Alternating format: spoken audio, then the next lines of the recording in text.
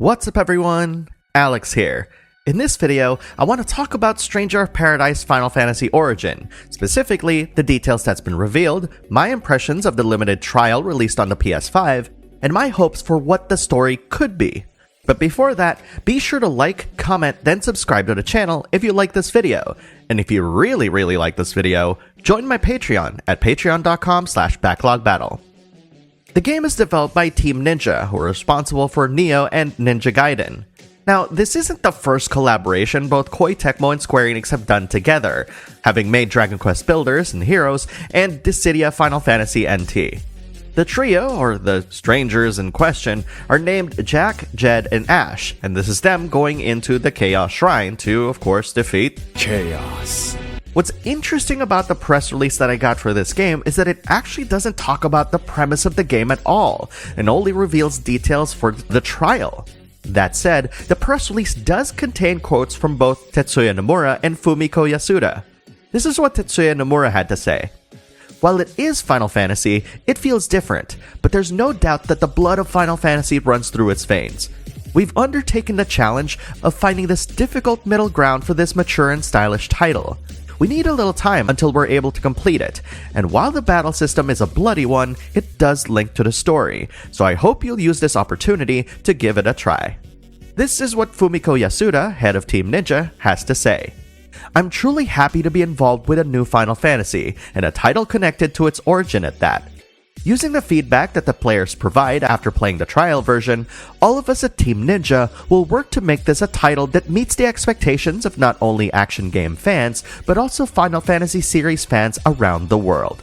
Now, there was also an interview with Famitsu where Tetsuya Nomura revealed more details about Stranger of Paradise, revealing that the names of the trio introduced in the trial do have a meaning, and that there will be other party members who will join, but you can only have 3 characters on the field at one time. Also, in the full game, you'll eventually be able to change all of your party members' equipment. When referencing the title, Tetsuya Nomura actually explained that the trio are strangers in this land, and that the game will delve into the definition of what exactly a Warrior of Light is. Before I talk about the trial, I want to remind you that the trial is only available on the PS5 until Thursday, June 24th at 7:59 p.m. Pacific, so if you have a way to play it, I highly recommend checking it out before it becomes unavailable. And don't forget to take the survey that unlocks after playing the trial. You don't actually need to finish the trial to see it appear on the title screen. As I mentioned before, I'm not terribly good at Souls games. That being said, I found that Stranger of Paradise was actually quite accessible at the normal difficulty level. Now, there are multiple difficulty levels with easy, normal, and hard, and so for people who are Souls fans, I do highly recommend checking out the trial on hard difficulty. Now, aside from the difficulty level, you'll also notice that there are no stamina meters in the game. And the reason for that is because the focus is shifted from the stamina meter to both your MP and break gauge, which are actually built into the heart of the combat flow of this game. Because they've abolished the stamina meter, I kind of see fans of character action games who've never been able to get into Souls-like games being able to easily acclimate to how the game plays, because having a stamina meter kind of forces you to play in a very particular way. By removing the stamina meter, it kind of brings the game's combat closer to something like Ninja Gaiden as opposed to Nioh. Speaking of, all of the characters in the game have a break gauge, and as you might expect, once that's depleted, this stuns the character. This is important to know because the game does have a parry mechanic called the Soul Shield, which replenishes your MP after each successive block. But there's a catch though, because every time you activate your Soul Shield, you will spend your break gauge. And because the parry window for the Soul Shield is very forgiving, you might be tempted to spam it during battle. And while the break gauge does replenish over time, it's not fast enough that you can keep abusing Soul Shield. Embarrassingly, I only realized this while I was fighting the final boss in the trial, and I kept wondering why I kept getting stunned even though I was successfully parrying attacks. As far as the MP gauge is concerned, it actually starts off pretty small, but you can eventually expand it whenever you kill enemies using execution attacks called Soul Bursts, which replenishes your MP and expands your gauge. And you'll be spending MP every time you use your action abilities at the end of your combos, every time you cast magic, or whenever you activate Lightbringer. Now, Lightbringer is a state that allows you to deal additional break damage for a limited amount of time, and if you're surrounded by enemies, you can also push them all back in order to reset the situation. Any enemy you defeat while in Lightbringer will be treated as though they've been Soul Burst, which of course replenishes and expands your MP gauge. I personally use Lightbringer as an additional break gauge so that I can use Soul Shield more often without having to worry about my break gauge depleting. But perhaps my favorite aspect of the game so far has been its progression system, which is job-based. There are 3 available jobs in the trial: Swordsman, Mage, and Lancer. Swordsman uses Great Sword. It's not really anything complicated there, it's just very heavy, very powerful. Mages, of course, use magic, and what's actually interesting is that magic in this game have cast times, which means you have to be stationary while holding the cast button down so that you can power up the attack. And of course, the longer you wait, the more powerful the attack's gonna be. Mages use a combination of club and shield. And lastly, Lancer uses lance, and they are my favorite. They're really fast, they can poke pretty far, and have tons of great combos. Each job actually has an upgrade tree, where you can unlock new action abilities, passive abilities that can apply to any combination of jobs, and cross-job abilities that you can use at the cost of MP. Now, what's interesting about this job system is that you get to select 2, and you can always switch between them on the fly, whether it's within a combo or out of combat. And it does function like a traditional job system. With regards to the armor/equipment system, the game actually has something called a job affinity system, and what you'll see right next to certain pieces of armor is an icon that represents one of the 3 jobs available in the demo, and the percentage that's right next to it indicates how much additional experience you'll gain after each kill. All the drops in the trial are random, but you can eventually get full sets for each of the 3 jobs. I actually found this iconography to be very easy to understand, because once you see the icon, you're like, okay, this piece of armor is for a caster, I'm going to equip that for my caster. And of course, there's other minutia in the stats and stuff that you can kind of play around with and build with and stuff, which makes the act of equipping your character a lot more interesting than normal. Now, at every checkpoint, there's actually a loadout system where you can actually set different pieces of gear for each of your different jobs. And this is fantastic. You can have different builds depending on the job, and it's very convenient to be able to switch around at the checkpoint.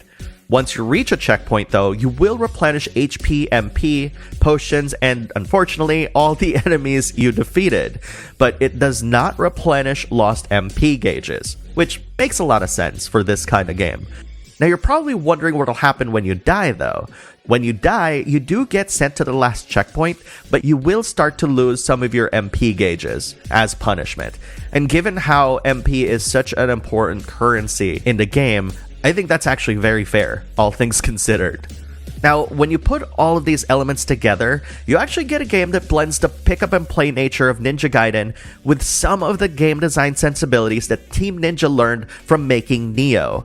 And it creates this combat flow that is very easy to understand, especially with repeated playthroughs. Now, I actually played through the trial twice, and I found that the second time around, I felt really comfortable with the concepts that they introduced, that even the trial's boss didn't actually faze me, though don't ask me if I ever defeated him, I'm still working on that. Other things that are noteworthy are that the trial also has a lot more frequent checkpoints when compared to other Souls-like games, and I was gaining levels a bit quickly, but that's probably because it's a trial. Now, after playing the demo, I do now see why people pejoratively say that the environments remind them of PS3 games. But I suspect that the reason for this is because it's a trial, and this is an easy way to make the game run smoothly. I also suspect that they lowered the rendered resolution somewhere, though I'm not Digital Foundry, this is all speculation on my part, but that's how I do it, especially if it's a trial. Another unfortunate thing about the trial is the party AI. Now, I know that this is just a work in progress, but it concerns me that there's no way to actually call your companions to your side. There was actually one time in the game where my companions went a completely different direction, and I was fighting a group of bad guys by myself. Thankfully, it wasn't a big deal, but it throws into question why there is a party system to begin with. And in a game like this, where the companionship is part of the gameplay, it kind of makes me scratch my head a little bit. And Square Enix doesn't have a really good track record with action games with AI-controlled party members, so this concerns me a little bit. But despite how it looks, I really enjoyed the demo. A lot of people were really critical of the trailer when it got revealed, but after getting my hands on the trial and actually playing the game, I really began to quickly appreciate what it was trying to do to the genre, and also the kinds of things that it's trying to do in order to get more people to check out this style of gameplay. Granted, there's still a lot of unanswered questions about the game, but what I played is very, very promising, and it's actually made me really excited for the full version. Now, as far as my hopes for the story and the character development and whatnot, and by the way, don't take this as fact, though it would be cool if this turned out to be true, wouldn't it? While Chaoos is prominently shown both in the trailer, the trial, and of course the logo, I actually don't believe that he's the only character from the series who's showing up. I actually think that this game is a darker, grittier version of World of Final Fantasy. Hear me out. It makes a lot of sense given the title of the game, Stranger of Paradise. Jack, Jed, and Ash are strangers to this world, but there has never been a definition of what this world is. But consider what's happening. Princess Sarah shows up as a voiceover in the cutscene introducing Garland/Chaoos, and I think that Chaos being represented in the logo is a bit of a misdirection. Also noteworthy is that Koei Tecmo did work on Dissidia before, and of course Dissidia features a whole cast of Final Fantasy heroes and villains. So who's to say that the party members Nomura mentioned are characters from the different numbered games? And while the presence of the job systems tie the game strongly with Part 1, that's not a guarantee that we're only going to experience Final Fantasy 1. My guess is that Jack, Jed, and Ash are actually from our world, and somehow they wound up in the world of Final Fantasy. Why? Who knows? But I actually think that would be a very interesting hook. Putting aside my wishes, hopes, and dreams, I'm just surprised that there's so much info about this game. But maybe I shouldn't be, given that it's supposed to come out next year for PS5, PS4, Series X and S, Xbox One, and PC.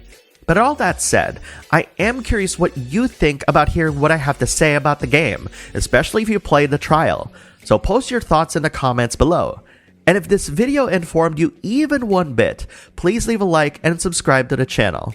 Also, if you want to chat with other fellow fans about this game, check out our Backlog Battle Discord at bit.ly/r-backlog-battle. No, really, our Discord is called Our Backlog Battle. At any rate, thank you very much for watching, and I'll see you online.